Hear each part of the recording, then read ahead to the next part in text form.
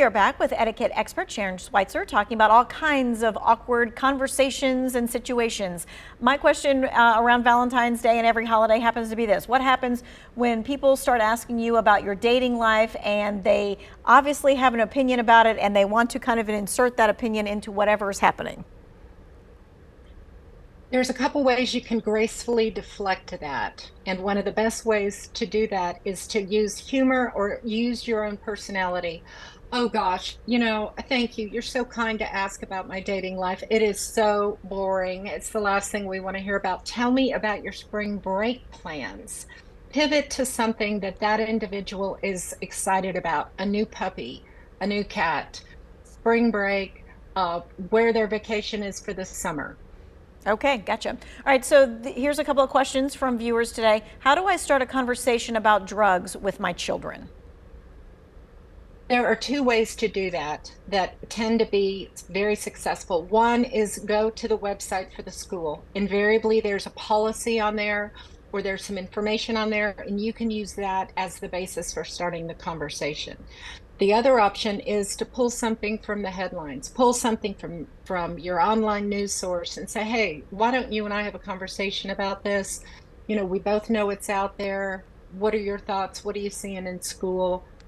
And let the conversation go from there. Not just right in the thing like, what do you think about drugs and are you doing something? It's kind of like warming them up a little bit beforehand. Okay, have a conversation, a real conversation. All right, the next question is, how do I handle a coworker with abandonment issues and they think that it has to be his or her way all the time? That can be extremely frustrating because you feel like that person is just hovering, waiting to tell you their view, and they don't listen to what you have to say. So the best thing you can do is either engage and go to the next level manager up or to HR or to a resource within the workplace and have them work with you. Sometimes those conversations, if you have done it 2 or 3 times and it's futile, sometimes you have to go to a higher source. Okay.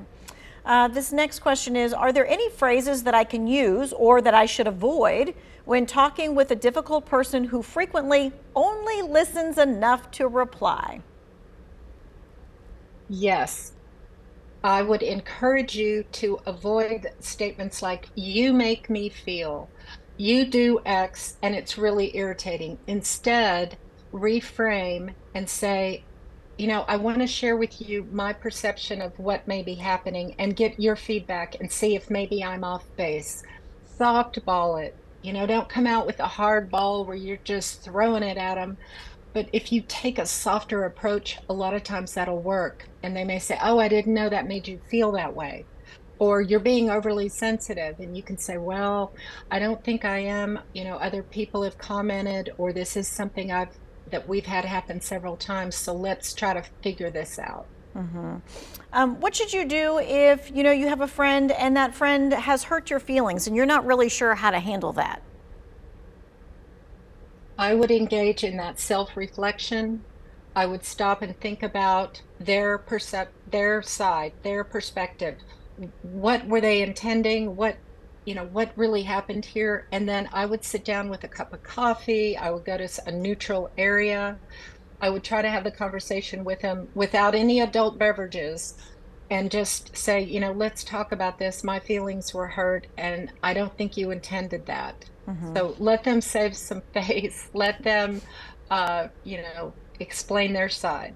Okay, and since it's going to be Valentine's Day tomorrow, what happens if someone gives you something for Valentine's Day and you don't feel the same way? How can you gracefully handle that?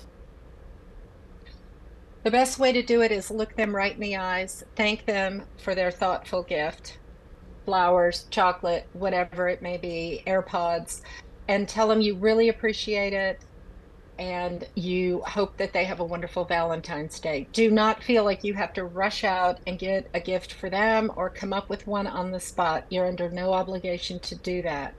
Reciprocity is nice, but it's not always possible.